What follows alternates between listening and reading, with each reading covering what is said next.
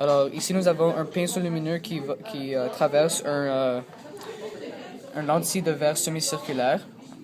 Alors, maintenant, c'est à 0 degré, donc ça traverse à une ligne droite.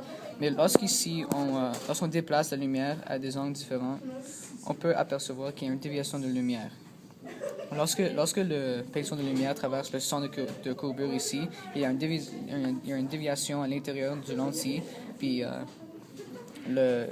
la ligne de lumière continue à un autre angle. Aussi, on peut percevoir qu'il y a une réflexion au même angle ici d'un faible pourcentage de la lumière.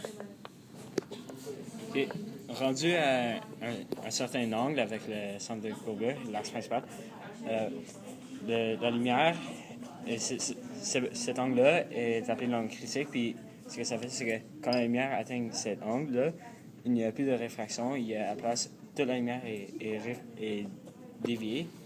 Puis elle est réfléchie sur la surface plane de la lentille. Puis cet angle critique-là varie de milieu à milieu, dépendant de dans quel milieu vous commencez avec la lumière. Si vous commencez avec l'eau, l'angle critique va être différent. Puis on peut le trouver avec l'aide de la formule sin de θ1 est égal à n1 fois n1 est égal à sin de θ2 fois n2. Alors, lorsqu'on déplace le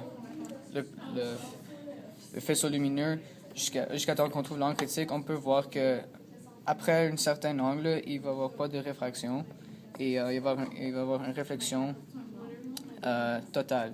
Alors, au lieu d'être réfractée, la lumière va être réfléchie sur le pinceau, sur la lentille.